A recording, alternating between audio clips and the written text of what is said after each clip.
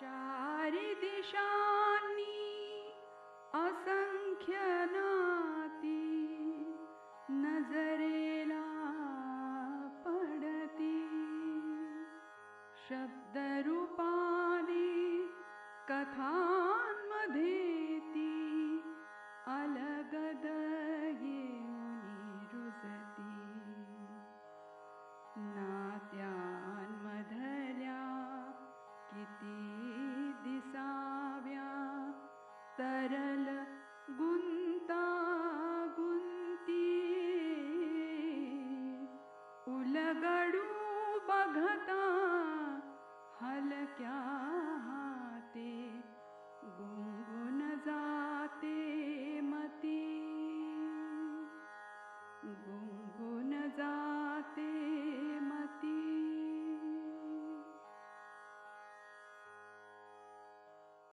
कथासंग्रह भरतीय ओटी.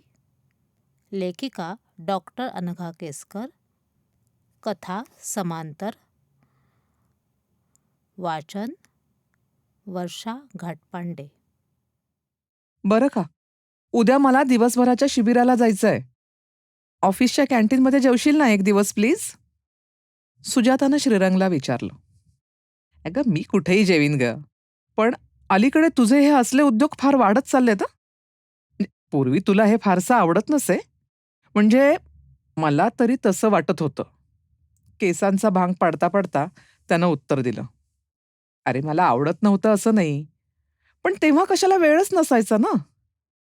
दिवसाचे 8-10 तास ऑफिसमध्ये आणि कमीत कमी 2 तास जाण्या-येण्यात घालवल्यावर आणखी वेळ कुठून मिळणार? आता करायच्या राहून गेलेल्या सगळ्या गोष्टी करायच्या, असं मी ठरवलंय. श्रीरंगनं खांदे उडवले. काहीतरी मस्करी केल्यासारखं आता तो बोलणार, हे सुजाताच्या लक्षात आलं. तशी सुजाता म्हणाली, "खूप मजा वाटते रे. छोट्या-छोट्या गोष्टीतले हे आनंद आपण ना कधी घेतलेच नाहीत आजवर. काही वेळा तर मला असं वाटतं, की तूही नोकरी वगैरे सोडून असंच तुझ्या आवडीचं काहीतरी करावंस. अरे, पैसे काय, जितके मिळवावे तितके हवेच असतात रे. पण आयुष्य आपल्या हातून निसटतंय हे भान आत्ता मला येतंय." हे बोलताना सुजाताचे डोळे वेगळ्याच आनंदानं चमकत होते. श्रीरंग तिच्या त्या रूपाकडे पाहत राहिला. व्यावहारिक पातळीवर उतरून काहीतरी रुक्ष बोलून तिचा हिरमोड करायची त्याची इच्छा नव्हती, म्हणून तो गप्प बसला. फॅक्टरीतल्या कामांशिवाय, यंत्रांची घरघर ऐकल्याशिवाय त्याला चैन पडलंच नसतं. गेले काही दिवस व्हीआरएसच्या दुसऱ्या राऊंडची शक्यता फॅक्टरीत बोलली जात होती. अर्थात त्यामध्ये आपला नंबर लागेल असं श्रीरंगला मुळीच वाटत नव्हतं. पण न जाणो, काही कारणानं तशी वेळ आलीच तर तर काहीतरी योजना मनात असली पाहिजे.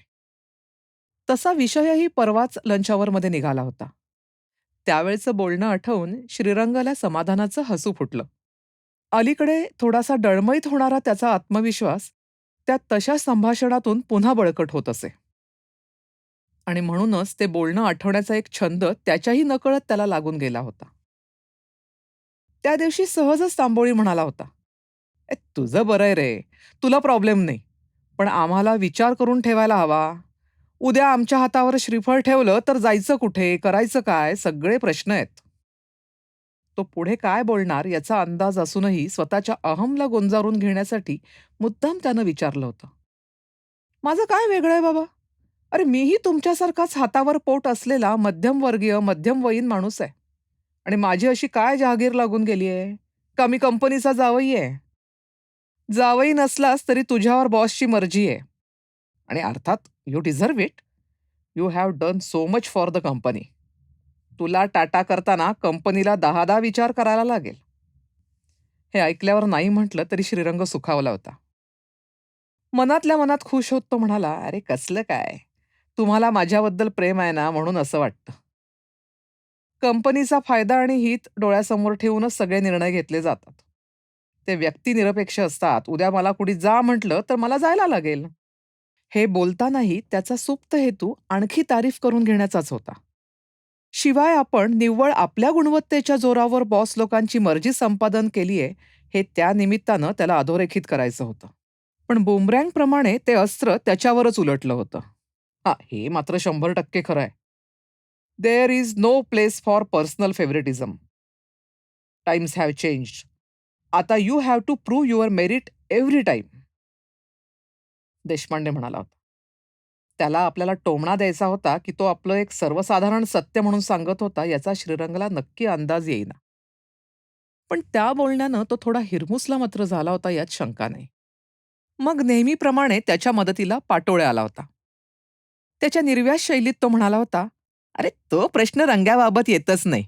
आणि जरी समजा त्याला व्हीआरएस घ्यायची वेळ आलीच तर लगेच त्याला दुसरे ऑफर्स येतील.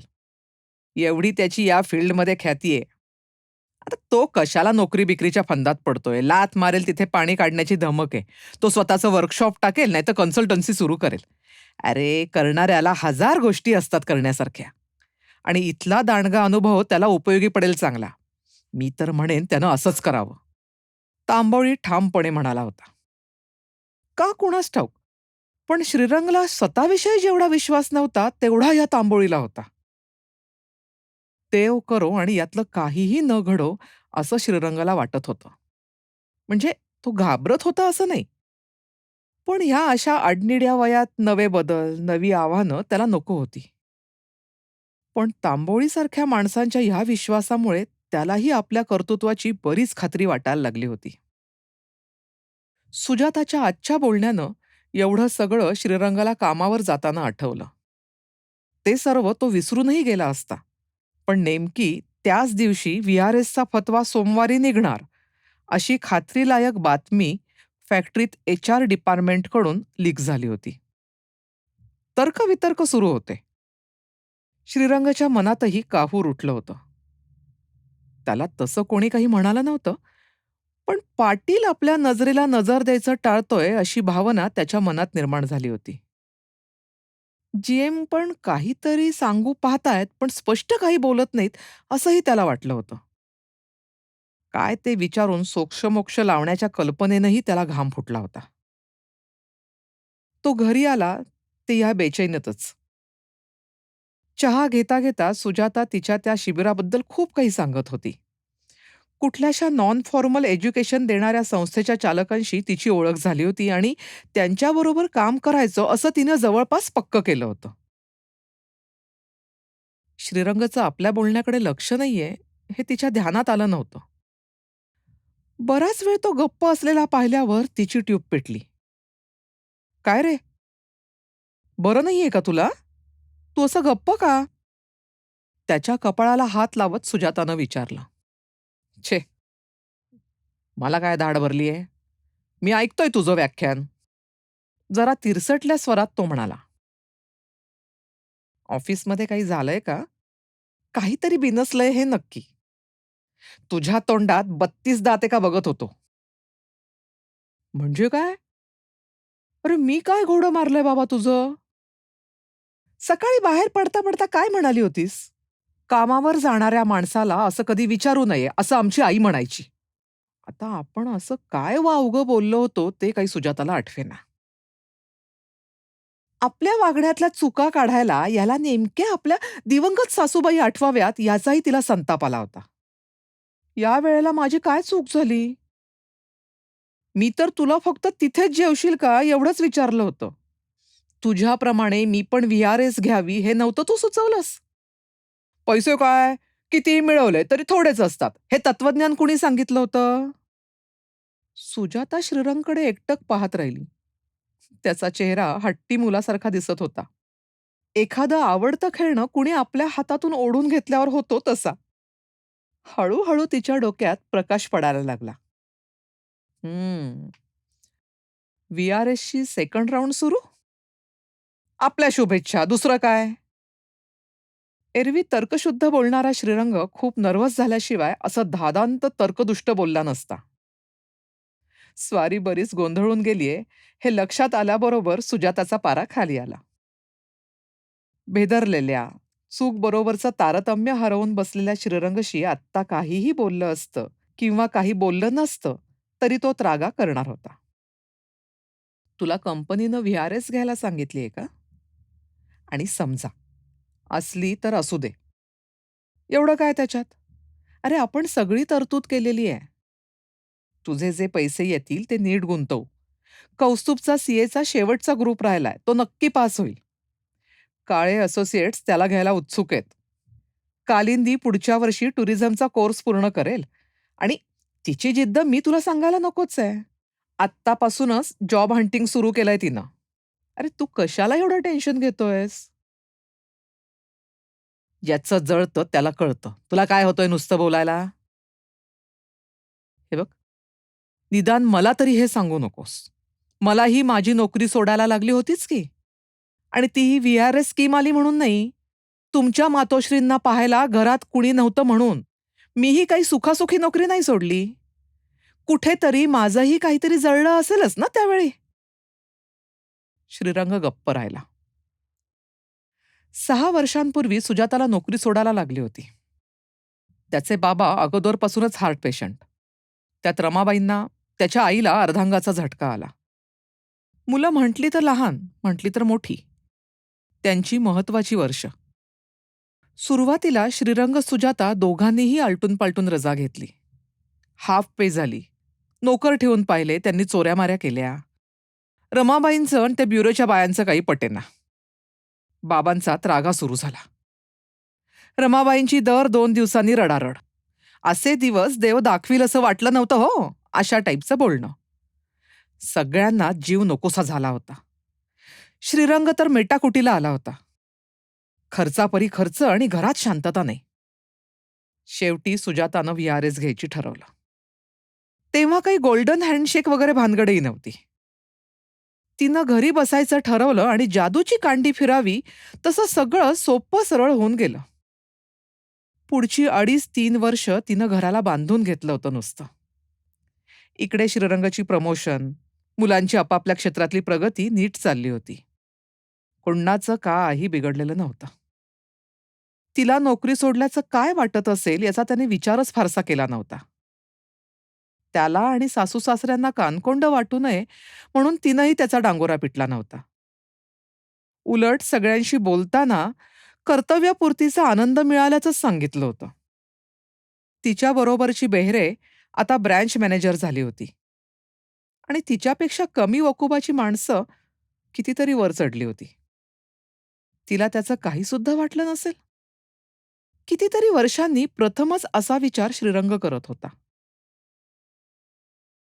त्याचा पडलेला चेहरा पाहून सुजाताला वाईट वाटलं. त्याला दुखवायची तिची अजिबात इच्छा नव्हती. पण स्पष्ट सांगितल्याशिवाय जर श्रीरंगच्या लक्षातच येणार नसेल तर दुसरा काय उपाय होता तिच्यापुढे? तुम्ही बोलला नाहीत तर लोक तुम्हाला गृहीत धरत राहतात. पण तरीही ही वेळ त्याच्यावर घाव घालायची नव्हती हे तिला स्वतःशी मान्य करावं लागलं. Sorry, I am really sorry. I didn't mean it to hurt you. श्रीरंगानं दिलगिरी व्यक्त केली. Same with me. म्हणजे मला फक्त एवढंच म्हणायचं होतं की खचून जायचं काहीच कारण नाहीये. परिस्थिती इतकी काही निराशाजनक नाही. आणि खोटंय का हे? अगं मलाही कळतंय ते. पण व्ही-आर-एस घ्यावी लागतीये म्हणजे कुणीतरी आपल्याला नाकारतंय असं फिलिंग येतं. आणि ते नको वाटतं. शिवाय कंपनीशी अटॅचमेंट असते. म्हणजे तसं अजून मला कुणी काही सांगितलेलं नाहीये. पण कदाचित तसं काही नसेलही. म्हणजे माझ्या बाबतीत तरी. अरे हो ना? मग झालं तर. फक्त एक लक्षात ठेव. तशी वेळ आलीच तर काही जगबुडी होत नाही. मागे तू म्हणत होतास ना तसं वर्कशॉप टाकता येईल. नाहीतर त्या राजवाड्यांप्रमाणे कुठून तरी आणखी चांगली ऑफर येईल. किंवा अगदीच काही नाही करायचं असं जरी ठरवलंस तरी माझ्याप्रमाणे तुलाही एखाद्या सोशल वर्कमध्ये गोडी वाटायला लागेल. श्रीरंगाला या सगळ्या गोष्टी ऐकायला बऱ्या वाटत असल्या तरी खऱ्या वाटत नव्हत्या. आजपर्यंत सगळं कसं रांगेत आयुष्य गेलं होतं. असे अप्रिय प्रसंग म्हणजे माघार घ्यायला लागण्याची वेळ हे आपल्यासाठी नसतंच अशी वेडगळ समजूत त्याची झाली होती. त्यामुळे छोट्याशा अपयशाच्या नुसत्या चाहुलीनंही त्याचं मन सैरभैर झालं होतं. तसं पाहिलं तर ते अपयशही नव्हतं. पण तरीही बेचैनी आली होती. 4-5 दिवस अशा अनिश्चिततेत गेले. फॅक्टरीत रोज नव्या नव्या अफवांचं पीक येत होतं. सगळेच एका तणावाखाली होते. कोणी ते उघड उघड दाखवत होतं तर कोणी उसना अवसान आणून वावरत होतं. सोमवारी एकेकाची लॉटरी फुटायला लागली. गोल्डन हँडशेक म्हटलं तरी ज्याच्या वाट्याला ते आलं होतं त्याला ते फारसं सुखावह नव्हतं. प्रत्येक विभागातली बरीच मंडळी नव्या यादीत होती. श्रीरंगचाही त्यात नंबर लागला. इतके दिवस ओढून ताणून आणलेलं बळ इतरांसमोर टिकवून ठेवायलाच हवं होतं. शेवटी त्याच्या प्रतिष्ठेचा तो प्रश्न होता. कणखर आणि धडाडीचं व्यक्तिमत्व अशी जी त्याची प्रतिमा होती ती जपायला हवी होती. त्यामुळे पूर्वी इतरांनी त्याच्याविषयी केलेली भाकितं डोळ्यासमोर ठेवून विचार करायचा तो प्रयत्न करत होता. तसंच तो स्वतःला आणि इतरांना सांगत राहिला. आणि आश्चर्य म्हणजे अनेक वेळा तेच तेच बोलून त्याचाही त्यावर विश्वास बसायला लागला. तणावही कमी व्हायला लागला. घरी जाताना तर तो चक्क शीळ वाजवत होता. त्याचं त्यालाच आश्चर्य वाटलं आणि तो विचार करायला लागला. थोड्या वेळानं त्याला कळलं की प्रत्यक्ष घटनेपेक्षा ती घडेल की काय या विचाराचंच त्याला जास्त टेन्शन आलं होतं. त्या मानानं एकदा अप्रिय ते घडून गेल्यावर खूप मोकळं मोकळं वाटायला लागलं होतं. कुलकर्णी साहेबांनी त्याला ही बातमी देताना त्याच्या कर्तबगारीचं, हुशारीचं खूप कौतुक केलं होतं. त्याला कदाचित यातूनच चांगला ब्रेक मिळेल अशी नुसती आशा व्यक्त करून ते थांबले नव्हते, तर उत्तम शिफारसपत्र देण्याची आपणहून तयारी दाखवली होती. त्यांच्या 4-2 कंपन्यात विपिनशी घनिष्ठ ओळखी होत्या. त्यामुळे कुठं जायचं म्हटलं तर प्रश्न आला नसता. कंपनीसाठी केलेल्या सेवेची कंपनीनं चांगली दखल घेतली होती. काही लाख हातात पडले की स्वतःचं वर्कशॉप टाकायला अडचण नव्हती. नुसते पैसे जरी व्यवस्थित गुंतवले असते तरी आयुष्याची ददात मिटली असती. सुजाता, सुजू, घरी गेल्या गेल्या त्यानं हाक मारली. सुजाता जरा घाबरतच आली. त्याची एकूण मनस्थिती कशी आहे याचा अंदाज घ्यायचा तिचा प्रयत्न पाहून तर श्रीरंगला तिची खरंच दया आली. तिच्याकडे पाहून हसत तो म्हणाला, "सुजू, आय एम रिलीव्हड. अगं, कंपनीनं मला मोकळं करायचं ठरवलंय. चांगलं पॅकेज ऑफर केलंय. तू म्हणत होतीस ना, ते खरंय. काळजी करायचं आपल्याला काही एक कारण नाहीये." श्रीरंग प्रथम उत्साहानं बोलत होता, पण नंतर त्याचं अवसान गळत चाललेलं त्याच्या इतकंच तिलाही जाणवलं. तिच्या घशात आवंढा दाटून आला. पुरुष किती कमकुवत असतात नाही? त्यांचं मनोधैर्य, त्यांची उभारी सगळं आलबेल असेपर्यंतच टिकून असते. थोड्याशा अपमानानं, थोड्याशा अपयशानं असं कोलमडायला काय येतात हे? सुजाताच्या मनात आलं. त्याच्याविषयी कृतज्ञताही दाटून आली. इतके दिवस नुसते कष्ट केलेस आमच्यासाठी. आता थोडे दिवस फक्त विश्रांती घ्यायची. अरे किती दिवस झाले मराठी नाटकं पाहायचं मनात आहे ना, ती पाहू. थोडं हिंडून फिरून येऊ. आणि 4घं जण मिळून तर कित्येक दिवसात कुठे गेलो नाही. हे बघ, उमेद आहे तोपर्यंतच ह्या गोष्टी करण्यात मजा आहे. नंतर मग काय पाहिजे ते कर, सुजाता म्हणाली. ओके, तू म्हणशील तसं. उद्याच केसरी टूर्सची पत्रकं आणतो. आणि हो, पुन्हा कुठे गुंतायच्या आत करून घेऊ थोडी मौज मजा. जास्त गाफील राहूनही चालणार नाही, आतल्या खोलीत जाता जाता तो म्हणाला. श्रीरंगनं जरी आता आपल्या समाधानासाठी आपल्या बेतांना रुकार दिला असला, तरी पुन्हा कुठेतरी यापेक्षा चांगल्या पगाराची नोकरी मिळवल्याखेरीज त्याला चैन पडणार नाही हे सुजाताच्या लक्षात आलं. त्याच्या पाठमोऱ्या आकृतीकडे पाहताना तिचे डोळे तिच्याही नकळत भरून आले. देवा, माझ्या श्रीला जरा शहाणपण दे आणि खुशाल ठेव. नकारार्थी मान हलवत ती मनातल्या मनात म्हणाली. महिन्याचे उरलेले काही दिवस VRSच्या प्रतीक्षेत आणि एकरकमी मिळू घातलेल्या पैशाच्या उत्कंठेत गेले. मुलंही काही बाई बेत करत होती. एकाच नावेतून प्रवासाला निघालेले श्रीरंगचे मित्रही पुढच्या काही योजना आखत होते. वातावरणात एक प्रकारचा थरार होता. श्रीरंग ही पैशाच्या उभेमुळे जरा निश्चिंत झाल्यासारखा वाटत होता. त्यामुळे त्या रात्री त्याची चिडचिड सुरू झाल्यावर त्याला आता कसा प्रतिसाद द्यावा ते सुजाताला समजेना. खरं म्हणजे तिला तिच्या व्यापांमुळे दिवस केव्हा उजाडतो आणि केव्हा संपतो हेच कळत नव्हतं. कितीही ठरवलं तरी तिनं आपणहून स्वतःकडे घेतलेल्या जबाबदाऱ्या तिला सोडून देता आल्या नसत्या. आपलं सारखं बाहेर असणं हे श्रीरंगला खुपतंय की काय अशा कल्पनेनं ती त्याला समजवायला लागली.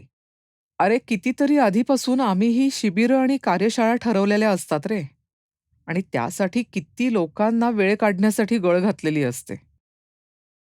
शिबिरार्थींच्या राहण्याची, जेवण खाण्याची व्यवस्था पाहायची जबाबदारी मी आपणहून यावेळी माझ्याकडे घेतलीये. आणि आता मी माघार घेतली ना तर त्यांना तोंडघशी पाडल्यासारखं नाही का होणार? तूच सांग. अगं पण मी तुला कुठे काय म्हणतोय?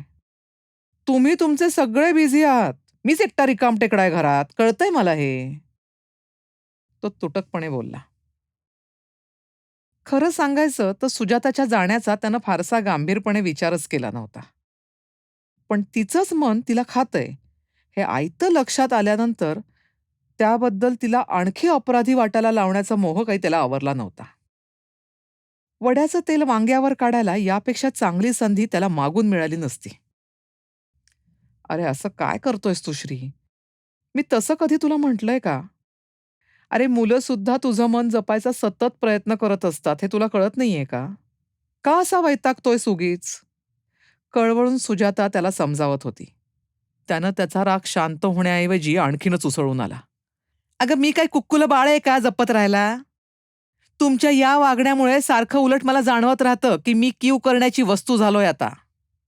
सुजाता त्याच्याकडे हवालदिल होऊन पाहत राहिली. कसं वागलं म्हणजे हा नॉर्मल माणसासारखं वागेल हे एक कोडच होऊन बसलं होतं. मग कसं कोणास ठाऊक? तिच्या लक्षात आलं की याच्या रागाचं कारण इतकं वरवरचं नसावं. काहीतरी खूप लागेल असं घडलंय. ती त्याच्या जवळ गेली. त्याचा हात हातात धरून तिनं त्याला विचारलं, "काही झालंय का श्री? मला काही सांगायचंय का तुला?" मगाशी अस्पष्ट दिसणारी त्याच्या नजरेतली जखमी छटा एकदम गडद झाली. हाताची चाळवा करत तो म्हणाला, "सगळे एक जात लबाड आहेत लेकाचे. तोंडावर गोड बोलतात आणि मागून वेगळ्याच कारवाया करत असतात." "कोणी काय केलं?" "केलं नाही ग. नाही केलं काही नाही. पण या कानाचा त्या कानाला पत्ता लागू न देता गुपचूप सगळेजण कुठं ना कुठं तरी संधान बांधून होते साले. गुप्तेला केटी ग्रुपनं उचललं. प्रभावळकर त्याच्या जातभाईंच्या एक्सलंट कन्सल्टंटमध्ये गेला. मी अगदी चक्रावून गेलोय.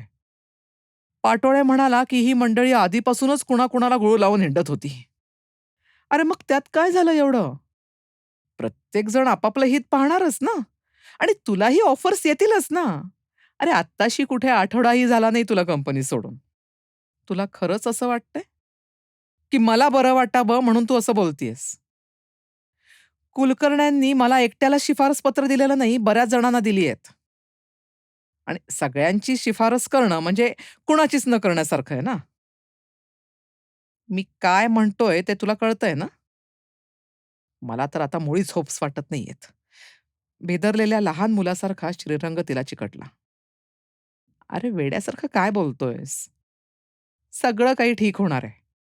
म्हणजे मी त्यांची बाजू घेतेय असं वाटून घेऊ नकोस, पण पण सर्व्हायव्हल ऑफ द फिटेस्टचा कायदा आहे ना. प्रत्येकजण धडपडणारच. आणि तुझ्यासारख्या मातब्बर प्रतिस्पर्ध्याला विश्वासात घेऊन आपली पोझिशन आपणच कठीण करायला ते काय वेडेबिडे आहेत का? ते तुला विश्वासात घेत नाहीत कारण त्यांना तुझी भीती वाटते. तुझ्याशी स्पर्धा करायला ते घाबरतात. श्रीरंगचा चेहरा सैलावला. सुजाताच्या गालावरचे केस त्यानं हलकेच बाजूला केले. तिचा तळहात हातात घेऊन त्यानं त्यावर आपले ओठ टेकले. कितीतरी दिवसांनी आज तो अशा सूचक हालचाली करत होता. पूर्वी तो असा रंगात आला की सुजाता शहारून यायची. पुढच्या शरीरोत्सवाच्या कल्पनेनं मोहरून जायची. पण आज तसं काहीच झालं नाही. त्याच्या हालचालींना थोडी बहुत साथ देताना एकीकडे तिचा विचार चालू होता. याला नेमकं माझ्याकडून काय हवंय? शारीरिक जवळीक की मानसिक आधार? त्याला अजूनही माझ्या देहाबद्दल पूर्वीसारखंच आकर्षण वाटतंय? मग इतके दिवस ते कुठं दडून बसलं होतं? त्याचा तिच्या शरीरावरून फिरणारा, हळूहळू पण निश्चितपणे लक्ष्याकडे जाणारा हात अंगावरून झटकून टाकावा अशी उर्मी आतून येत होती. आत्ता ना तिला तो मूड होता ना शक्ती. दिवसभर शिबिरात धावपळ करून ती दमली होती. शिवाय अलीकडे तिला एक प्रकारची विरक्ती आल्यासारखं झालं होतं. मानवी दुःख फार जवळून पाहायला लागल्यामुळे असेल कदाचित, पण झालं होतं खरं तसं. त्याचा लघळ हात न झटकण्यासाठी तिला मोठा संयम ठेवायला लागत होता. आपली अनिच्छा श्रीरंगच्या लक्षात येऊ नये यासाठी खूप प्रयास घ्यावे लागत होते. कारण तशी थोडीही शंका आली असती तर त्याला आणखीन दुःख झालं असतं. थकल्या शरीरानं आणि आतून उधाणत येणाऱ्या अनिच्छेकडे दुर्लक्ष करत ती जमेल तसं प्रणयाचं नाटक करत राहिली. शेवटी एकदाचं देणं देऊन झालं आणि तिनं सुटकेचा निश्वास सोडला. नंतर तिच्या लक्षात आलं की खरं म्हणजे एवढी काळजी घ्यायची गरजच नव्हती. कारण तिची ही मनस्थिती समजून घेण्याच्या परिस्थितीमध्ये श्रीरंग नव्हता. तिच्या शरीराची भाषाही त्याला कळली नव्हती आणि त्याला काय हवंय याच्याशीच फक्त त्याचा संबंध होता. ते मिळवल्यावर तो एखाद्या निष्पाप बालकाप्रमाणे झोपून गेला. एका लयीत घोरणाऱ्या त्याच्या त्या आकृतीकडे पाहून तिला राग आला नाही. काय काय याच्या मनात चालू असेल एवढाच विचार तिच्या मनात चालू होता. जगानं आपल्याला नाकारलंय अशी भावना झाल्यानं तो आधारासाठी तिच्या आश्रयाला आला होता की की आजही आपण पूर्वी इतकेच कर्तबगार आहोत आणि तेवढ्याच उमेदीचे आणि तरुण आहोत हे स्वतःलाच पटवावं म्हणून त्याला शरीर सुखाची आठवण झाली होती. आपलं पुरुषपण तो स्वतःशीच सिद्ध करत होता की केवळ विरंगुळा म्हणून तो शरीर सुखाचा विचार करत होता, की तीच उगीच त्याच्या वागण्याचं नको एवढं विश्लेषण करत होती. 4 वर्षांपूर्वी मेनोपॉजचा त्रास सुरू झाला तेव्हाची आपली मनस्थिती सुजाताला आठवली. आपण आता कुणाला नको आहोत असं सारखं अकारण तिला वाटायचं. आपलं बाईपण संपतंय अशी खंत वाटायची. आता गोळ्या बिळ्या घ्यायची भानगड नाही असं कितीही हसत हसत ती म्हणाली तरी हातातून काहीतरी निसटतंय आणि ते परम महत्वाचं आहे अशी उगीच हुरहुर वाटत राहायची. त्यावेळी श्रीरंगने आपणहून स्पर्श करावा असं तिला किती प्रकर्षानं वाटायचं. त्याला अजूनही आपल्याबद्दल तितकंच शारीरिक आकर्षण आहे अशी ग्वाही तिला त्याच्याकडून हवी असायची. आज तू सुंदर दिसतेस असं तो नुसतं म्हणाला असता तरी तिला खूप मनोधैर्य मिळालं असतं. पण तेवढा मनकवडेपणा त्याच्यात नव्हता. त्या काळात तो त्याच्या करिअरमध्ये मग्न होता. तिचे हे बदलते मूड्स त्याला कधी कळलेच नाहीत आणि मागून मिळवायसारखी ही गोष्ट नाही असं सुजाताचं ठाम मत होतं. कितीतरी रात्री तिनं त्यावेळी तळमळून काढल्या होत्या. फक्त तेव्हाच नाही तर त्याआधी पण. पण त्यावेळी तो कंपनीला वाहिलेला होता जणू. अगदी झोपेतही ऑर्डरी, डेडलाईन्स, टार्गेट, प्रॉडक्ट डिझाईन यामध्येच तो गुंग असायचा. हिला वेळेवारी 2 मुलं दिली, आता ती आणि मुलं, काय तो गोंधळ घालू देत, असा आविर्भाव वाटायचा तिला. तेव्हाच्या आठवणींनी इतक्या वर्षानंतरही अशी कडवट चव का येते आपल्या तोंडात? त्या आठवणींनी आजचा आनंद सुद्धा आपण नासवणार आहोत का? का त्याचा वचपा काढावासा वाटतोय आपल्याला? त्या वेळेला आपल्याला त्याच्याकडून जे नाकारलं गेलं होतं ते आता आपण त्याला नाकारणार आहोत? कशासाठी? या विचारासरशी ती दचकली. श्रीविषयी आपल्याला वाटणारं प्रेम खोटं आहे, मतलबी आहे. हे कसले हिशोब मांडतोय आपण आणि तेही इतक्या नाजूक बाबींचे? तिला अपराधासारखं वाटलं आणि मग त्याचं परिमार्जन करायला तिने निजलेल्या श्रीरंगाच्या कमरेभोवती आपल्या हातांचा विळखा घातला. झोपेतच त्यानं तिला जवळ घेतलं आणि गालावर ओठ टेकवले. त्याची ती सहज क्रिया पाहून तर तिला आणखीनच अपराधासारखं झालं. आपणच अलीकडे कोरडे आणि वृक्ष व्हायला लागलो आहोत असं वाटलं. श्रीरंगाला सांभाळून घेण्याची शक्ती आणि चिकाटी देवानं आपल्याला द्यावी अशी प्रार्थना करताना केव्हा तरी तिचा डोळा लागला. दिवसांमागून दिवस आणि महिन्यांमागून महिने गेले. श्रीरंगाचे काही मित्र कन्सल्टंट म्हणून कुठे कुठे काम करायला लागले होते. दातारांचा उन्मेष 2 वर्षांपूर्वीच मेकॅनिकल इंजिनियर झाला होता. त्यामुळे लेकाला हाताशी धरून दातारनं स्वतःचं वर्कशॉप टाकलं. मॅनेजमेंट कॉलेजमध्ये व्हिजिटिंग प्रोफेसर म्हणून आधीपासूनच संधान बांधून असलेले मुळे एका खाजगी कॉलेजमध्ये प्राध्यापकी करायला लागले. अगदी तांबोळी आणि पाटोळे सुद्धा कोणा कन्सल्टंटच्या हाताखाली त्यांच्या वकुबाप्रमाणे काम करत होते. श्रीरंगला मात्र यातलं काहीच करायला जमलं नाही. आपल्याला कुणी शोधत येईल आणि आपणहून काम देईल या त्याच्या कल्पनेला धक्का बसला होता. आपला CV आपणच फुगवून लिहायचा असतो, लोकांसमोर धीटपणे ठेवायचा असतो आणि बाजारात स्वतःची किंमत वाढवायची असते हे कळेपर्यंत खूप उशीर झाला होता. जाहिरातबाजीच्या या नव्या युगात तो कुचकामी ठरला होता. तरीही 4 हितचिंतकांनी सांगितलं म्हणून त्यानं प्रत्यक्ष भेट घेऊन आपला बायोडाटा 3 मल्टीनॅशनल कंपन्यांकडे धाडला होता. तिथे तरी आपल्या अनुभवाची, गुणांची कदर होईल हा त्याचा भ्रमच ठरला होता. 2 ठिकाणी सभ्य शब्दात नकार मिळाला होता. हॉपकिन्सच्या रांगणेकरांनी "I will definitely let you know we are expecting a major breakthrough in this part of the world" असं आश्वासन दिलं होतं. 2-2.5 महिन्यांच्या कंटाळवाण्या प्रतीक्षेनंतर आता श्रीरंगने ती आशा सोडून दिली होती. या सगळ्या वातावरणाचा त्याला विसर पडावा म्हणून आपल्या कामातून वेळ काढून सुजातानं 8 दिवसांची दक्षिणेची सफर काढायला त्याला भाग पडलं होतं. त्यावेळी श्रीरंगाचा मूड सांभाळणं हे एक काम होऊन बसलं होतं. पण सुजाताची ही धडपड, त्याची मर्जी राखणं, मनाविरुद्ध वेळी अवेळी त्याचा ओरबाडल्यासारखा वाटणारा धसमुसळा शृंगार सहन करणं हे काहीच त्याच्या गावी नव्हतं. निदान सुजाताला तसं वाटत होतं. उटीच्या रम्य परिसरात तिच्या त्या कल्पनेला धक्का बसला होता. एरवीच्या दिवसांपेक्षा खरं म्हणजे श्रीरंग बराच शांत होता त्या दिवशी. एखादा माणूस जेव्हा बेकार होतो ना तेव्हा तो इतरांना नकोसा होतो का ग?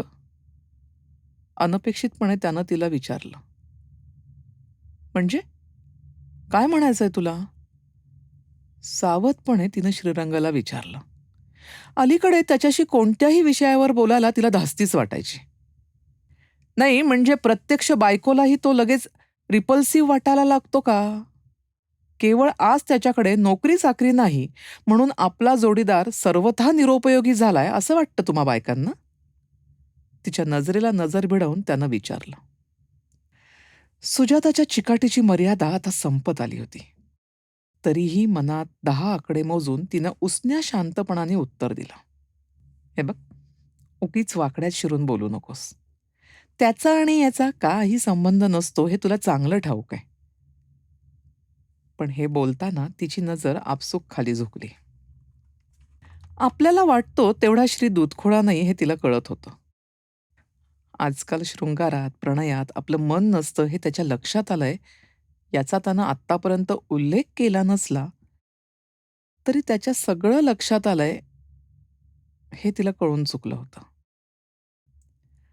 मात्र आपल्या अनिच्छेचा किंबहुना कुठल्याही अप्रिय गोष्टीचा संबंध स्वतःच्या विहारीशी जोडायचा आणि स्वतःची कीव करायची या प्रकाराचा तिला उबग आला होता. एखाद्यानं आपल्या कोशातून बाहेर पडायचंच नाही असं ठरवलं तर बाकीचे लोक त्याला किती सांभाळून घेणार? शिवाय कायम त्याला समजावून घेण्याचा तिनंच मक्ता घेतला होता का? जेव्हा त्याला तिच्यासाठी वेळ काढता येत नव्हता तेव्हा त्याला काम असेल, तो दमला असेल, त्याला कामाचं टेन्शन असेल असं तिनं स्वतःलाच सांगायचं. त्याचे ताणतणाव हलके करायला धडपडायचं. त्याचे राग रंग ओळखून आपली कामं ठरवायची. हे असं किती काळ आणि का म्हणून तिनं चालवून घ्यायचं? गेले कित्येक दिवस मी बघतोय तुला उत्साह नसतो माझ्याशी रोमांस करायला. मी तुझ्यावर बळजबरी करतोय असं फिलिंग येतं मग. अरे मी म्हातारी झाली असं समज मग. तिने चिडून उत्तर दिलं. नाहीतर माझा नाद सोडून दे. मग झालं? म्हातारी व्हायला काय झालंय? गावभर हिंटाना नाही कुठे कंटाळा येत? आणि काय ग, तुझा नाद सोडून काय करू? तिच्यापेक्षा मोठा आवाज काढून तो बोलला. हे बघ, माझ्या बाहेर जाण्याबद्दल तू अजिबात बोलू नकोस. तुझ्यासारखं कुढत नाही बसले मी. मी माझ्या आवडीचं काम शोधलं आणि त्यात जीव रमवला.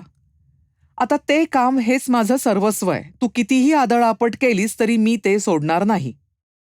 तुम्ही सगळे जेव्हा आपापल्या जगात मशगूल होता तेव्हा ही काय करते, कसा वेळ घालवते, दरमहा 12,000 रुपये देणारी नोकरी सोडल्याचा तिला त्रास होत असेल का असं कधीच तुला वाटलं नाही? आता माझ्या जाण्याची अडचण होते होय तुला? चवताळून सुजाता म्हणाली. इतके दिवस हे आपल्या मनात खोलवर साचलंय याची सुजातालाही कल्पना नव्हती. बोलून झाल्यावर मात्र तिला पश्चाताप झाला. अडचण नाही होत. फक्त तू थकतेस एवढंच मला म्हणायचं होतं. आवाज पाडत श्रीरंग म्हणाला. तुला एवढंच म्हणायचं नाहीये, पण आता मी स्पष्टच बोलणार आहे. गेल्या काही वर्षात मी शरीरसुखाची माझी भूक मारून टाकलीये. हे कळतंय का तुला? 40मध्ये एखाद्या जोगिणीसारखं आयुष्य मी जगायला लागले. त्याचा संबंध तुझ्या नोकरी नसण्याशी नाही. रात्रीच्या रात्री तळमळून काढल्यात मी. माझ्याकडे तू लक्ष द्यावंस म्हणून काय केलं नाही मी? सुजातानं रडक्या आवाजात विचारलं. तिच्या डोळ्यांसमोर ते दिवस आले. नोकरी सोडल्यापासून आपण फार बेंगरुळ राहायला लागलोय असं वाटून तिने स्वतःकडे जास्त लक्ष द्यायला सुरुवात केली. तो यायच्या वेळेला ती एखाद्या नवविवाहित तरुणीसारखी व्यवस्थित सजून बसायला लागली. ती कधी ब्युटी पार्लरमध्ये जाऊन आली तरी त्याचं लक्ष नसायचं. घरी आला तरी कामाचे फोन करायचे, नाहीतर आपल्याच नादात हरवून बसायचं. माझ्याविषयी तुला आकर्षण राहिलं नाहीये हे लक्षात आल्यावर मी त्यातलं लक्ष कमी केलं. पण तेही लक्षात न येण्याइतका तू तुझ्यातच गुंग होतास. आणखी काय करायला हवं होतं मी? सुजाताच्या या धबधब्यानं श्रीरंग गोंधळून गेला. तिचा रडका चेहरा पाहिला आणि ती खरं बोलते याची त्याला खात्री पटली. थक्क झाल्यामुळे त्याला काही सुचेना. म्हणजे आपल्या वागण्याचा असा अर्थ सुजातानं काढला असेल अशी त्याला कधी शंका सुद्धा आली नव्हती. पण ते ऐकून त्याला थोडं बरं वाटलं. आता कितीतरी दिवसांनी त्यांच्या भूमिकांची अदलाबदल झाली होती. आता तो तिची समजूत घालून तिचा आत्मविश्वास वाढवायला पाहणार होता. तिनं आपल्याला नाकारलं नाही, उलट आपण नाकारतो असं वाटून ती बिथरलीये. या एका गोष्टीनं त्याला अनाकलनीय बळ दिलं. ए वेडाबाई, काहीतरी काय खुळचटपणा. मला आणि तुझी ओढ नाही असं वाटलं कसं तुला? तिला जवळ घेत त्यानं तिचे डोळे पुसले. मला वाटलं माझं बाईपण आता संपलं म्हणून. बाईपण संपलं? ते कसं? म्हणजे आता गेलं ना. पण तरीही त्याच्या क्षणभर काही लक्षातच आलं नाही. आणि मग ट्यूबलाईट पेटल्यासारखा थोड्या वेळानं त्याच्या डोक्यात प्रकाश पडला. एक नंबरची मूर्ख आहेस तू. अगं एवढ्या तेवढ्यानी विसविशीत व्हायला आपलं नातं काय एवढं तकलादू आहे? मनापासून तो बोलत होता. आणि गंमत अशी की त्या 4 शब्दांमध्ये फक्त तिचा आत्मविश्वास मिळवण्याचं सामर्थ्य नव्हतं, तर श्रीरंगचा चेहरा मोहराही त्यामुळे थोडाफार बदलला. तो बदल सुजाताला लगेच लक्षात आला आणि त्याचा फायदा उठवत ती म्हणाली, "नाही ना एवढं तकलादू. मग तू का माझ्यावर रागवलायस? तुला VRS घ्यावी लागली म्हणून ते नातं बदलेल? अरे मी तुला किती वेळा सांगितलंय की आपल्याला चिंता करायची गरज नाही. आणि VRS घेणारा तू एकटा नाहीयेस. त्यामुळे तुला कोणताही कमीपणा येत नाही. आणि राहता राहिली तुझ्या वाया जाणाऱ्या गुणांची गोष्ट. पैसे मिळवले म्हणजेच कर्तबगारी दिसते असं तुला मनापासून वाटतं का? तसं नाही ग. पण खरं सांगू का माझ्या सेल्फ एस्टीमला धक्का बसलाय. काही जरूर नाहीये त्याची. कितीतरी दिवसांनी आतून फुलून आल्यासारखी सुजाता आपणहून श्रीच्या जवळ सरकली. तिच्या त्या पवित्र्याने त्यांच्यातलं बोलणं आपोआप थांबलं. लग्नानंतरचे नवथर दिवस त्या दोघांना पुन्हा त्या दिवशी जणू अनुभवायला मिळाले. प्रणय क्रीडेनं क्लांत झाल्यावरही सुजाता नेहमीप्रमाणे कूस बदलून झोपी न जाता श्रीरंगच्या छातीवरच्या केसातून हळुवारपणे बोटं फिरवत राहिली. बरेच दिवस माझ्या मनात आहे पण मी बोलले नव्हते. तुझ्या इंजिनिअरिंगच्या ज्ञानाचा उपयोग इतरांसाठी करून दिला तर? तिने श्रीरंगला विचारलं. हे बोलताना नेहमीप्रमाणे तिच्या आवाजात अनाठाई घाबरट आर्जव नव्हतं. त्या घाबऱ्या आर्जवामुळे श्रीरंगला तिची चीड यायची. म्हणजे काय करायचं? त्यानं विचारलं. अरे स्वयंसिद्ध नावाची एक फार चांगली संस्था आहे. ग्रामीण भागातल्या होतकरू आणि चुणचुणीत मुलांसाठी त्यांनी गेली काही वर्ष कोर्सेस चालवलेत. तिथल्या मुलांना छोट्या कारखान्यांमधून नोकऱ्याही मिळवून देतात ते. म्हणजे ITI टाईप कोर्सेस असतात का हे? असावेत असं वाटतं. म्हणजे मला काय कळतंय त्यातलं, पण आता आपण सुचवलेलं काम याला याच्या पात्रतेपेक्षा कमी प्रतीचं वाटतंय की काय, या शंकेनं सुजातानं त्याच्या चेहऱ्याकडे निरखून पाहिलं. तसं असलं असतं तर आत्ता कुठे रुळावर आल्यासारखी वाटणारी गाडी पुन्हा भलतीकडेच वळली असती. आणि तसं व्हायला नको होतं. सुदैवानं त्याच्या चेहऱ्यावर एकाग्रतेशिवाय दुसरे कोणतेच भाव नव्हते. सुटकेचा निश्वास टाकून ती म्हणाली, तर त्यांना आता काही ॲडव्हान्स कोर्सेस सुरू करायचेत. त्यासाठी त्यांना कारखान्यातल्या कामाची चांगली जाण असणारा आणि वेळ पडली तर स्वतः प्रात्यक्षिकासहित शिकवू शकेल असा माणूस हवाय. त्यामुळे त्या मुलांच्या पुनर्वसनाचं काम सोपं होणार आहे. तेव्हा नाही, मला असं काम शिकवता येईल, पण स्पष्टच सांगायचं तर तुझ्या इतकं डेडिकेशन माझ्याकडे नाही आणि अशा वातावरणाची मला सवय नाही आणि अनुभव पण नाही. हां, अर्थात तुला जर मी त्यासाठी योग्य वाटत असेन, तर आय वोंट माइंड ट्राईंग. अरे मला तरी कुठे आधी काय माहीत होतं? पण आपण एकदा त्यात शिरलो ना, की सगळं आपोआप सुचायला लागतं. आणि आपण कुणासाठी काहीतरी करतोय, ही भावनाच इतकी आनंददायी असते, की तीच आपल्याला नवे-नवे मार्ग आणि पर्याय सुचवते. ते ठीक आहे. म्हणजे करून बघायला हरकत नाही. नुसतं रिकामटेकडं बसण्यापेक्षा केव्हाही बरंच आहे ना. मग इथून गेल्यावर मी तसं नायकांना सांगू? त्यांना फंडिंगसाठी प्रपोजल करायचंय आणि त्यात त्यांना तुझं नाव घालावं लागेल ना. म्हणजे तुझं कोणाशी याविषयी आधीच बोलणं झालंय की काय? अरे तुला न विचारता मी असं कसं कोणाला काही सांगेन? हे नाईक कोण? अरे ते तुझ्याच क्षेत्रातले आहेत. तुला नावानं ओळखतात म्हणे. त्यांनी मध्ये सुचवलं होतं, स्वतः मॅनेजरल केडरमध्ये असून त्यांची सगळी हयात कामगारांचे प्रश्न समजून घेण्यात त्यांनी घालवलीये असं सगळे लोक बोलतात. सीएम नाईक. अगदी डिव्होटेड आणि स्ट्रेट फॉरवर्ड म्हणून ख्याती आहे त्यांची. हं. भेटायला हरकत नाही. योग्य वाटलं मला तर पुढे जाऊ, नाहीतर आय वोंट कमिट एनिथिंग. तिच्या फुललेल्या चेहऱ्याकडे पाहून त्यानं सावधगिरीनं शेवटचं वाक्य उच्चारलं. हे बघ, मी तुझ्यावर कोणतीही सक्ती करणार नाही. त्यांचं प्रपोजल जवळजवळ तयार आहे. पण योग्य नाव टाकायला त्यांना माणूस मिळत नाहीये. म्हणजे प्रपोजल पास करून घेण्यापुरतं त्यांना माझं नाव वापरायचंय, असा याचा अर्थ? अरे नाही रे बाबा. माझ्या म्हणण्याचा अर्थ एवढाच आहे, की तू हे काम करून पाहिल्याशिवाय उगाच नाही म्हणू नकोस. आणि नायकांना असल्या लांडा-लबाड्यांची चीड आहे, तेव्हा दक्षिण भारताची सफर पूर्ण करून आल्या-आल्या सुजातानं नायकांना फोन करून त्यांची भेटवेळ मागून घेतली. कामाचं स्वरूप कळल्यावर ते खुश झाले. आधी ठरलेल्या आपल्या 1-2 भेटी रहित करून लगेच दुसऱ्या दिवशी त्यांनी श्रीरंग आणि सुजाताला वेळ दिली. हे कळल्यावर नाही म्हटलं तरी श्रीरंगाचा चेहरा खुलला. आजही आपण कुणाला तरी इतके महत्वाचे वाटतो याची एवढी अपूर्वाई त्याला वाटावी, याचं सुजाताला सखेद आश्चर्य वाटलं. या पुरुषांची खोपडी बनवताना देवानं काय रसायनं वापरली आहेत त्याचा तोच जाणे. असा विचार मनात येऊन तिच्या चेहऱ्यावर स्मित उमटलं. त्या स्मिताचा अर्थ श्रीने काय लावला कोण जाणे. मात्र तिचं ते स्मित पाहून तो श्री आणखीनच खुश झालेला दिसला. नायिकांनी लगेच भेटवेळ दिली म्हणजे त्यांनी श्रीला जास्त महत्त्व दिलंय असं त्याच्यासारखंच आपल्यालाही वाटतंय, असा त्याचा गैरसमज झालाय हे तिच्या लक्षात आलं.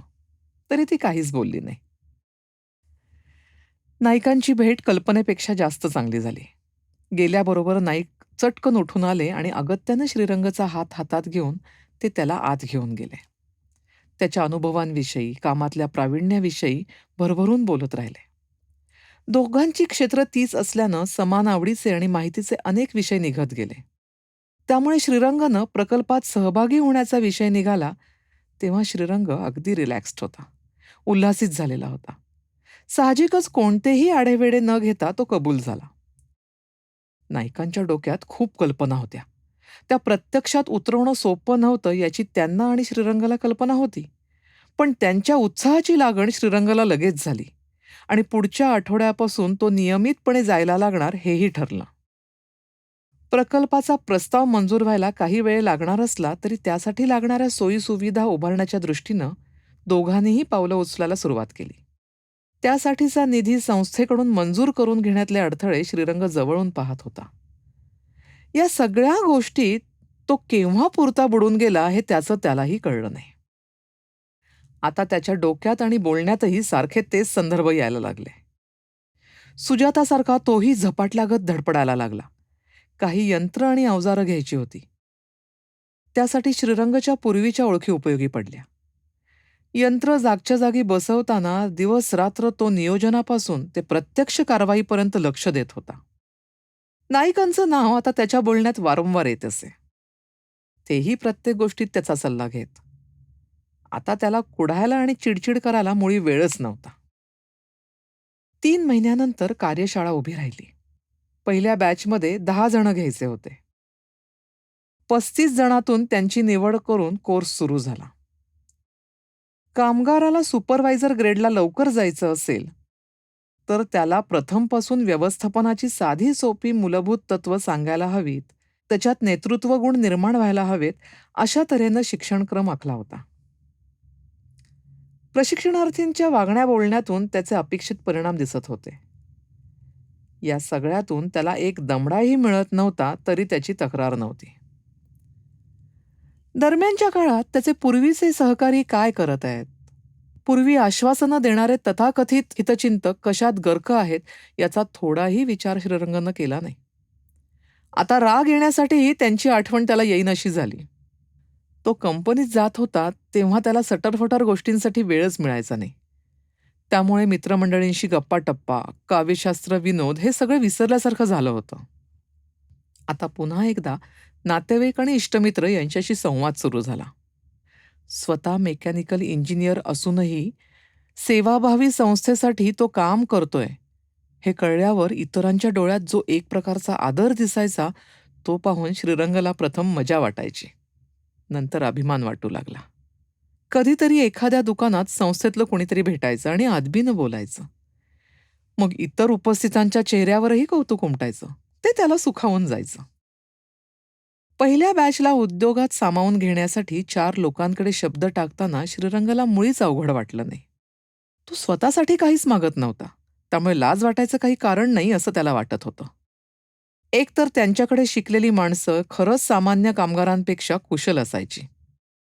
पण लायकी असूनही स्वेच्छानिवृत्तीनंतर आपल्या स्वतःसाठी विचारताना त्याची जीभ अडखळत असे. आता तो गरजूंसाठी प्रयत्न करत होता आणि त्यात शरमण्यासारखं काहीच नाही हे भान त्याला कायम असायचं. उलट आपल्या परीनं सोशल कॉजसाठी आपण प्रयत्न करतोय याचा अभिमान वाटायचा. त्यामुळे वेगळ्या पद्धतीनं तो आपल्या पूर्वीच्या समव्यावसायिकांशी संपर्कात येत होता. सुजाता, तू मागे म्हणायचीस तेव्हा मला पटत नसे, पण आता वाटतं तुझं म्हणणं खरं होतं. एक दिवस श्रीरंग सहज बोलून गेला. सुजातानं प्रश्नार्थक नजरेनं त्याच्याकडे पाहिलं आणि म्हणाली, तू कशाविषयी बोलतोयस ते कळलं नाही मला. आणि नंतर मिश्किलपणे हसून पुढे म्हणाली, नाही म्हणजे हा कोरा चेक स्वीकारायला माझी तयारी आहे. धन्यवाद, पण कशाविषयी ते सांग आता. सेवाभावी काम करताना मनापासून आनंद मिळतो हे आता मला तुझ्यासारखं जाणवतंय आणि एक वेगळंच समाधान मिळतंय. कुणाच्या तरी उपयोगी पडल्याचं, कुणाच्या तरी मुखावर हसू परत आणल्याचं. अरे तुला तुझ्याबद्दल खात्री नव्हती, पण मला होती. कोणाही सहृदय माणसाला असा सात्विक आनंद होतो आणि तू सहृदय आहेस यात मला जराही शंका नव्हती. मी असं नाही म्हणणार. मला काय वाटतं सांगू? देवानं आपल्याला भरपूर दिलंय. समाजाकडून आपण भरपूर मिळवलंय. आता आपण कुणासाठी काही करायला हवंय. म्हणजे आपल्यापेक्षा कमी भाग्यवान असलेल्यांसाठी आपण झटायला हवं. समाजाप्रती आपल्या मनात असलेली कृतज्ञता व्यक्त करण्याचा हा एक सुंदर मार्ग आहे.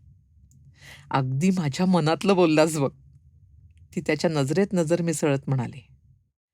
ट्रीपवरून आल्यापासून आणि विशेषतः स्वयंसिद्धसाठी श्रीरंग काम करायला लागल्यापासून जरी त्या दोघांना एकमेकांबरोबर जास्त वेळ काढता येत नव्हता, तरी एक वेगळ्याच प्रकारची वेगळी जवळीक आणि समज त्यांच्या नात्यात यायला लागली होती. त्यांचे बोलण्याचे विषय आता मुख्यत्वे त्यांच्या कामाशी निगडीत असत. प्रेम व्यक्त करायला आता शारीरिक जवळीकीची किंवा शाब्दिक करामतींची गरज राहिली नव्हती. काही कारणानं एकमेकांकडे दुर्लक्ष झालं तरी त्याचा सल वाटेनासा झाला होता. निवृत्तीनंतर जे मैत्रीचं नातं पती-पत्नीत आपसूक निर्माण व्हायला हवं होतं तसं होत होतं. मधले ताणतणावाचे थोडे दिवस सोडले तर पूर्वीही त्यांच्यात तशी वादावादी किंवा भांडणतंटे होत नसत. पण तेव्हा मनातलं सगळं मोकळेपणी बोलण्याची मुभा त्यांनी घेतली नसल्याने तसं होत असे. आता काहीही बोललं तरी गैरसमज होणार नाहीत, नवे ताण निर्माण होणार नाहीत, अशा विश्वासानं परस्पर व्यवहार चालत असत. पूर्वी कधीही न अनुभवलेलं असं परिपक्व नातं आता दोघांनाही जाणवत होतं. नात्याला इतकी खोली असू शकते हे त्यांना अगोदर कुणी सांगितलं असतं तर त्यांचा त्यावर विश्वास बसला नसता.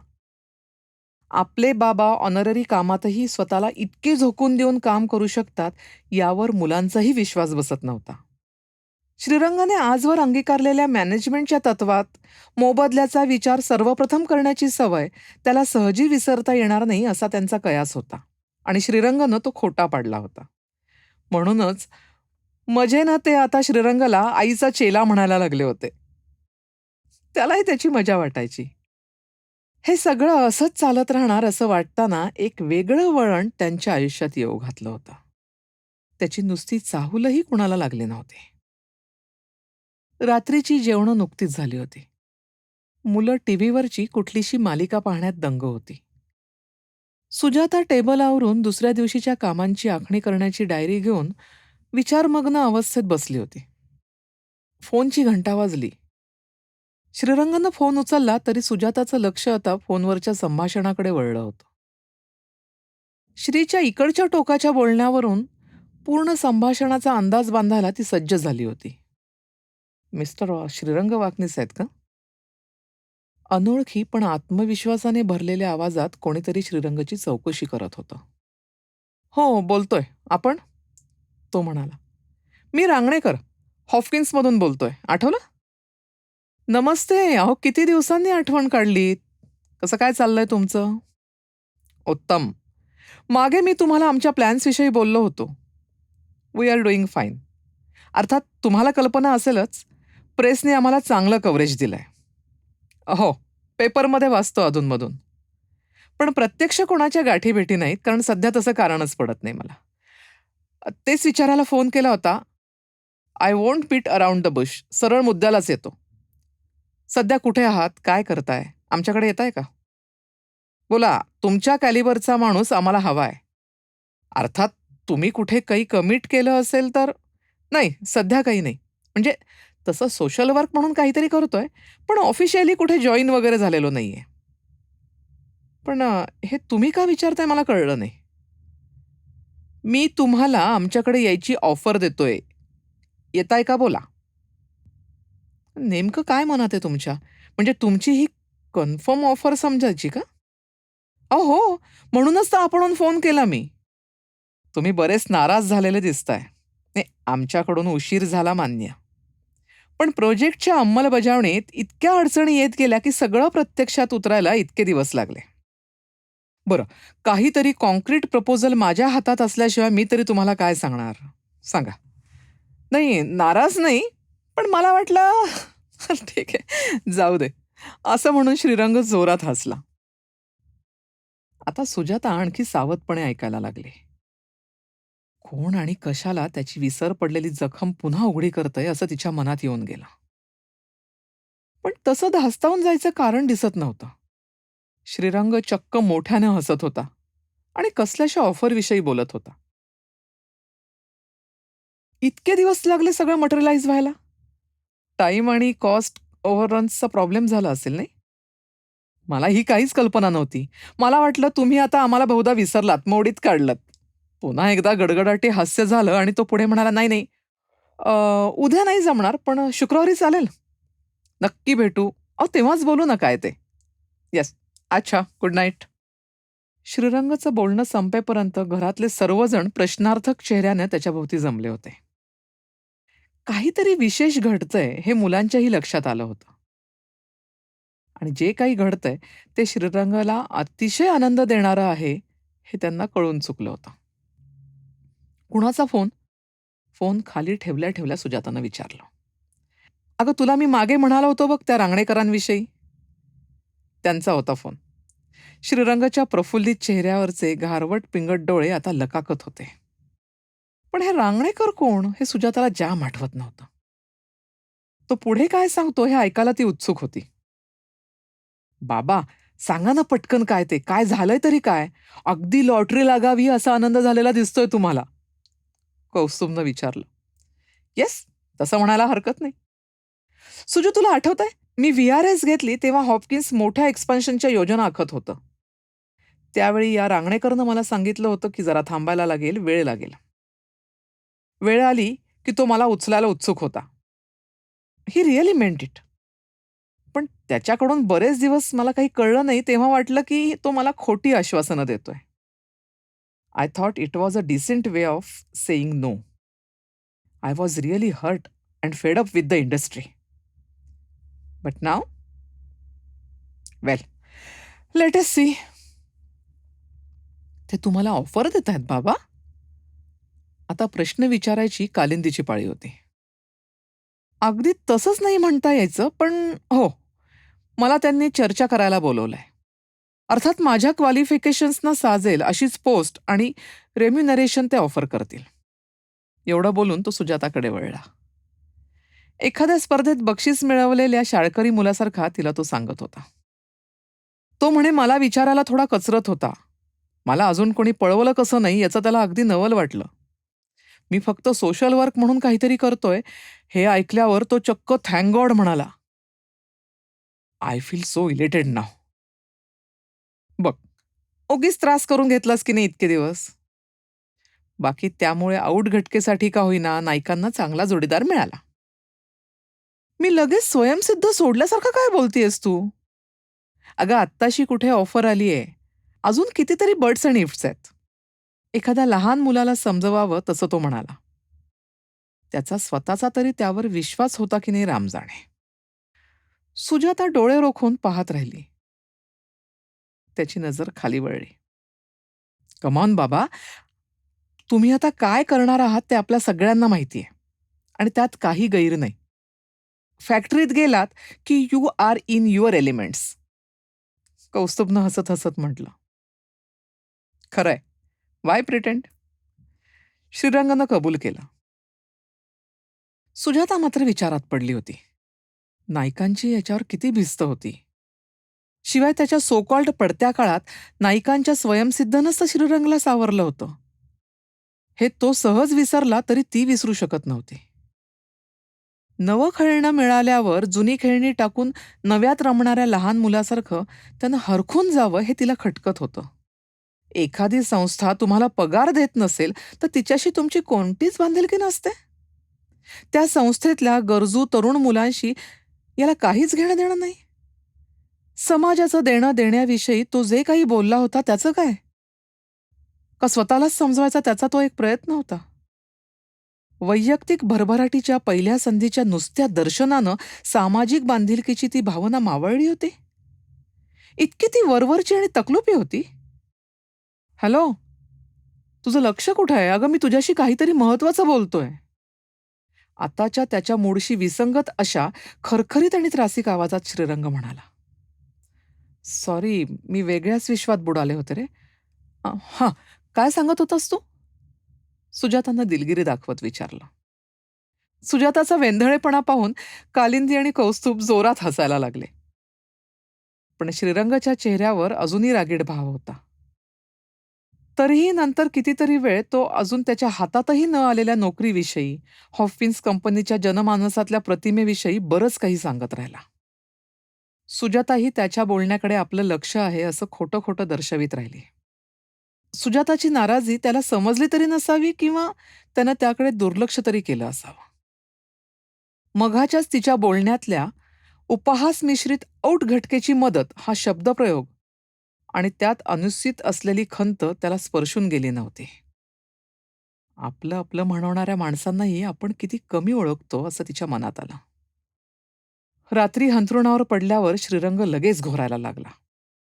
पण सुजाता मात्र टकटकीत जागी होती. आपल्याला एवढं काय खटकतंय हे नक्की तिला ठरवता येत नव्हतं.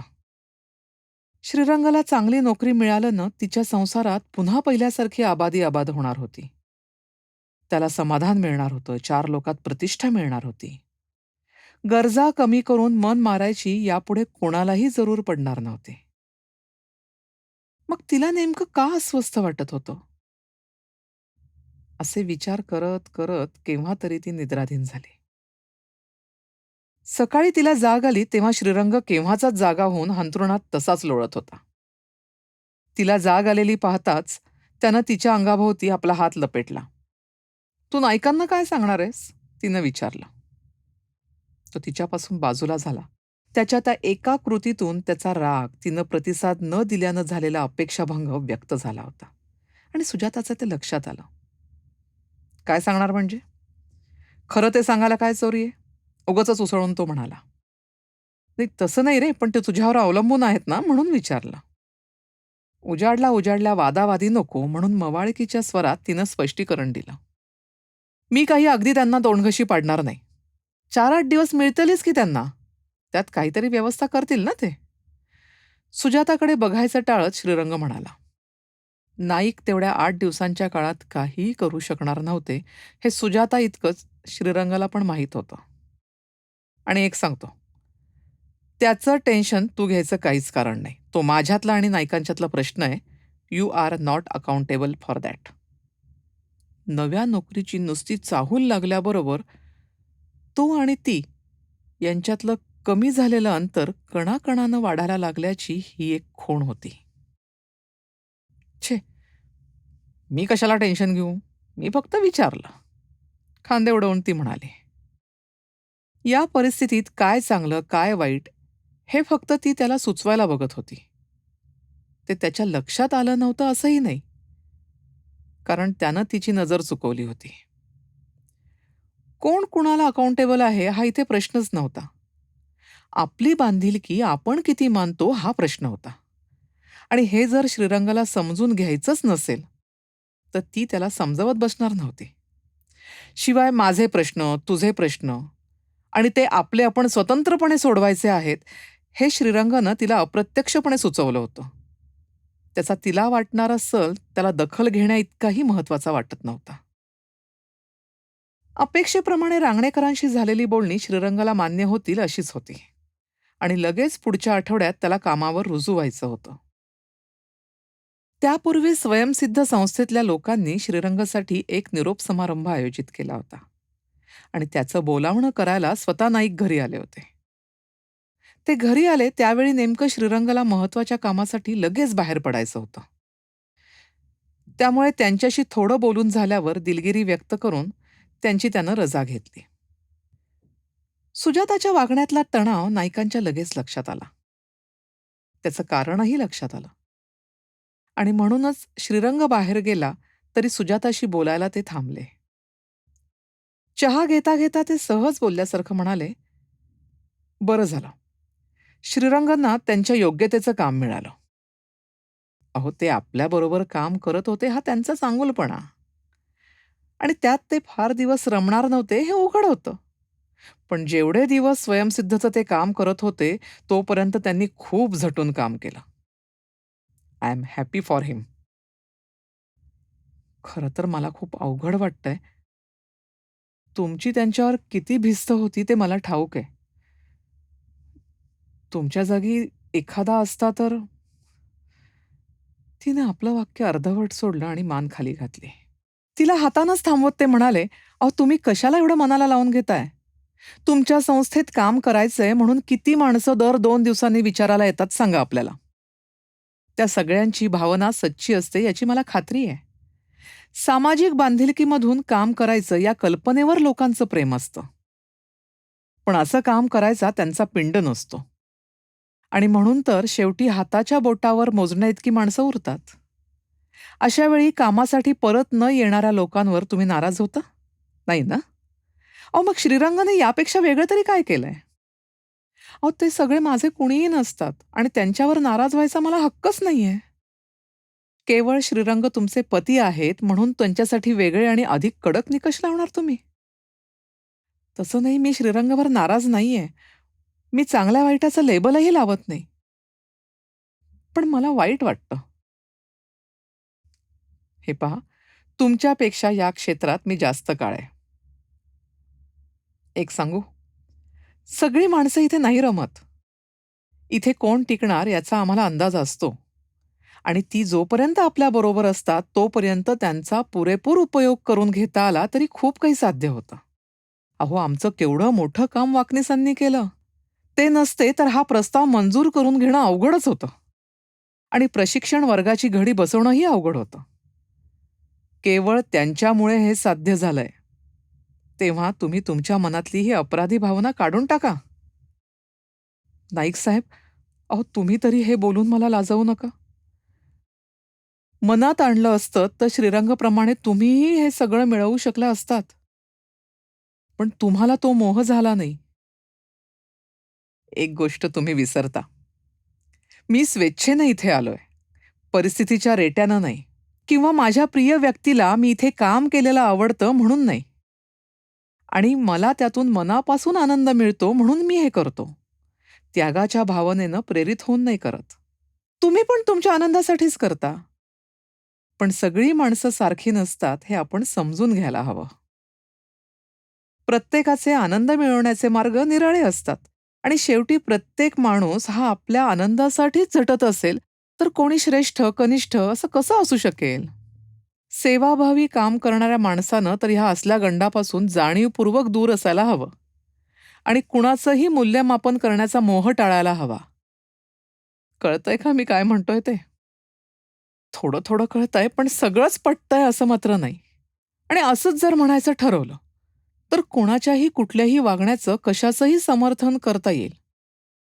पण मी तुमच्या बोलण्यावर नक्की विचार करेन. थँक्स. ठरल्याप्रमाणे निरोप समारंभ पार पडला.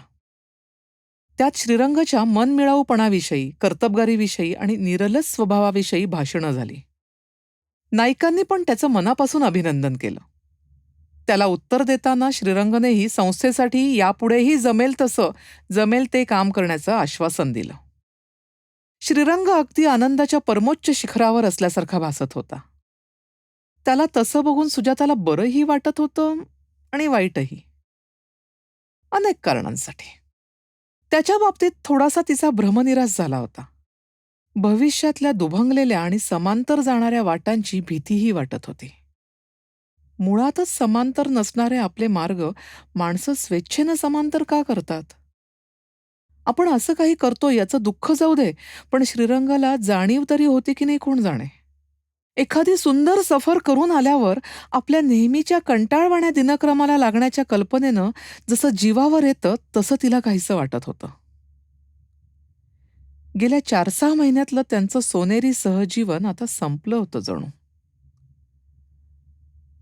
आपापल्या कामातल्या समस्या एकमेकांना सांगणं, त्यावर उत्तरं शोधणं, त्यासाठी धडपडणं, त्यामध्ये एकमेकांना मदत करणं, यातलं आता पुढे काहीच होणार नव्हतं.